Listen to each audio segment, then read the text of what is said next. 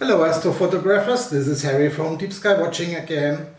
I promised you the last time I make a second video of a filter which I have received from Optolong for testing purpose. I have received the Optolong L Quad Enhance filter, and the video will show you what it is made for, what's its main purpose. We look at the statistics of the filter, then I show you the test setup I have used. And finally, we are doing a little bit processing in Pixinsight together. I make a comparison between this filter and the normal one. And in the end, I make a conclusion of is it suitable or is it not suitable for especially galaxies.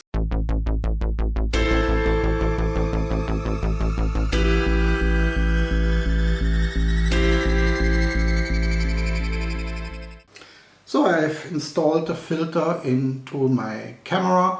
I am using a small IMX585 camera. This is because my main imaging rig is a mono setup with 36mm diameter. So it makes no sense to put a quad enhanced filter in front of the normal UV-ER cut filter. So I installed it here. The night is getting a little bit colder, so I hope this night will go down to 15 degrees centigrade, so hopefully the noise is controllable. Yeah, and I installed it into the camera. Yeah, it's a little bit oversized for this tiny sensor. It's a 2-inch thread, but I have here the zero light leak filter holder, so I think this would be suitable for making the test. So this will be the refractor I'm planning to use this night. It's still configured with the mono setup, and I will deinstall it and install the tiny camera you've seen before, and we put it on the mount, and yeah, then we hope on a good night. So this will be the setup for tonight. I have changed my main image train by the small IMX585 sensor, and I installed a guide cam because my off-axis guider will not work here. So we are ready to shoot. The night will become very good. We have no moon at all, so optimal conditions for getting a successful image. So the quad enhanced filter blocks all the artificial light sources like mercury or natrium from the older versions of the streetlights and also from the living rooms and so on. The newer LED technology is broader, so I fear that they are not really blocked, but hopefully the other artificial sources are filtered out by this filter, and I will do this test on a galaxy. Because I think the galaxy has the broadest emission of any target in the sky, and so we can make a comparison of how it should look like and how it looks like with the L-Quad Enhance filter installed.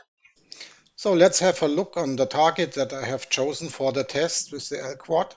I wanted to shoot a galaxy because I think the galaxy is the most challenging target because it is including the whole bandwidth of the visual spectrum, and therefore it's the most difficult target for the L-Quad.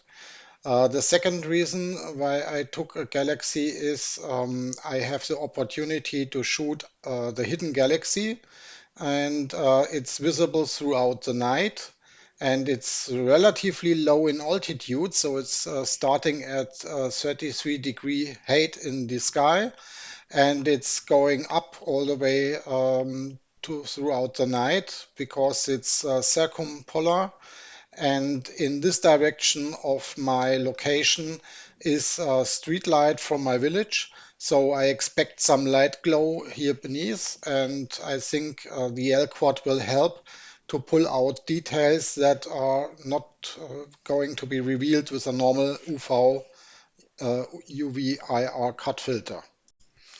Yeah, so let's have a look at the stacked image. So this is the stacked image I used for the stacking serial, not Pixinsight, because I had almost 500 sub-exposures. I made 30 seconds to prevent the stars from being too much saturated, and therefore I have chosen serial because it's much quicker than Pixinsight. And this is the result I received from the stack. And what we can see, a little bit of noise and gradients and a little bit washed out galaxy, but I think it's possible to get a really good image out of this data.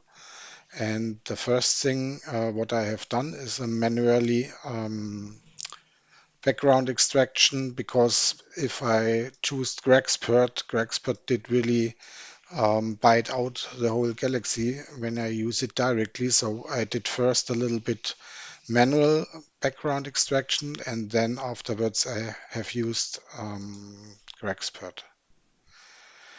So the next step I was a little bit struggling initially is the color calibration, because the sensor I've used, the IMX585, is not in the spectrometric color calibration included. So I was a little bit experimenting in which curve is the best for getting mostly realistic galaxy from the calibration. And I chose the ideal quantum efficiency curve because the result I received from it was the nearest to what I think the galaxy should look like. Initially, I tried the IMX533, assuming that the sensors are quite similar, but I got a completely yellowish picture, so I did not choose this.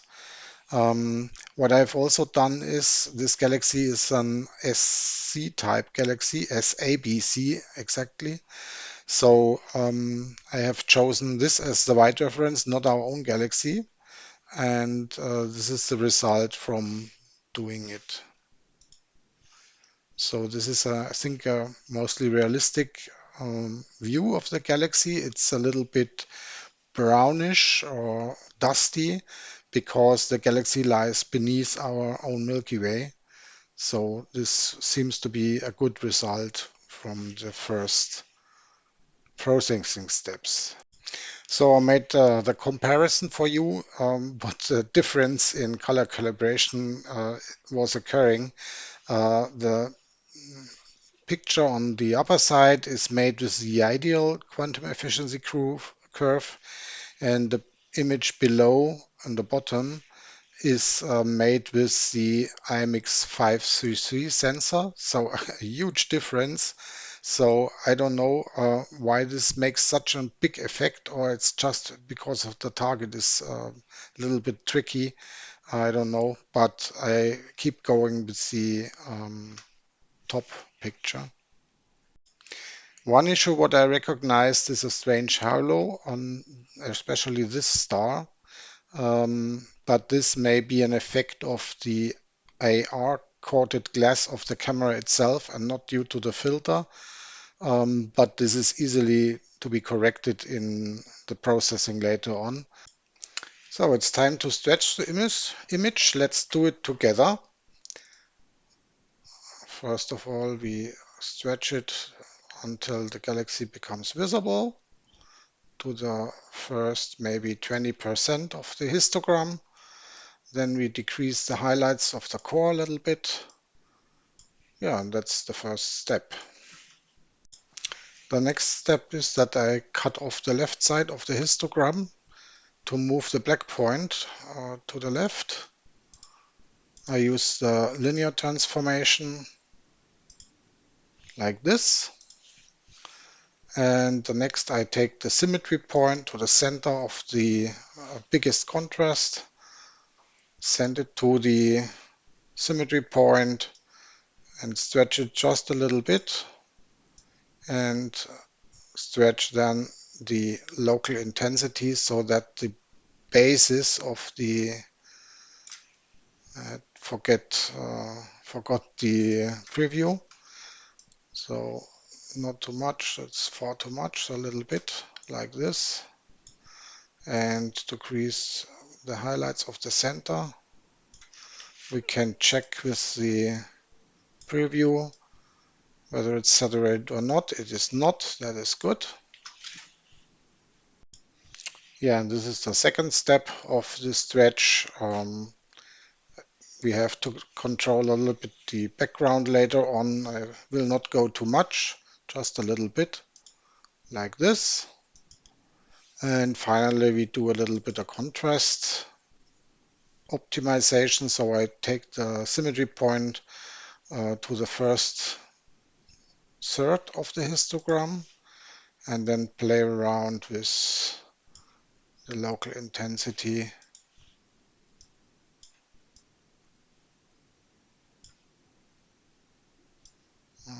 A little bit more. Yeah, like this. So it comes out more contrast then. I think this is fine. So the last doing in the stretch is to make the saturation a little bit higher. So I've adjusted this to these values and you can see the galaxy pops out really good. So I keep this setting and the stretch is finished. So, and here's now the final result which I achieved in Pixinsight with the Optolong L Quad. When we go into the details of the image, you can see the H-alpha regions, you can see oxygen 3 regions, you see wonderful stars, despite of this one, which I do not know where it comes from. Most certainly it's from the camera and not from the L-enhance filter. And here are so many details for just not 5 hours of imaging, 4 and 45 minutes, 4 hours, 45 minutes. So I think the result is really, really good, taking into account that the night was between 15 and 20 degrees centigrade and the sensor is an uncooled sensor. Yeah, it's really, really good. So finally, let's make a side-by-side comparison with the image I have taken last year. It's a little bit unfair, the comparison, because the right image was made with a big sensor, the IMX571, and with a mono setup, but just the RGB data. And a little bit more data, 6 hours and a bigger scope. It's an Ritchie-Chrétien 8-inch, so not quite fair.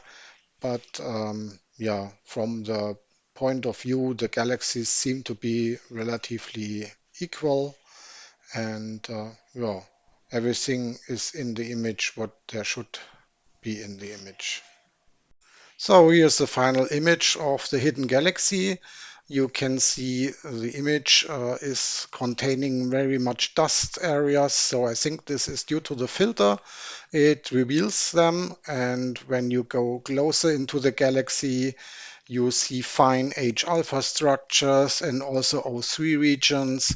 We see fine star colors. We see much details of the core. So I think the filter does its job and is suitable for galaxies and even for this difficult target as IC342 hidden galaxy. So what is the conclusion of this test of this Optolong L quad filter that I've used for tests and shoot the galaxy, the hidden galaxy with it? The hidden galaxy looks like it should look like. There were many H-alpha regions visible and also O3 regions. And even more, the dust of our Milky Way was clearly visible, maybe clearer than with the mono setup with the normal UV cut filter. Yeah, the second conclusion, the side effect of my test is feel encouraged to use really cheap cameras like this one. If you want to go into the astrophotography, use a optimal filter if you are living in light polluted areas like the L quad, and you will get decent images like you have seen it. Yeah, thanks to all of you for having the time and attention to watch my video, and stay tuned until the next video, maybe in the near future. Bye!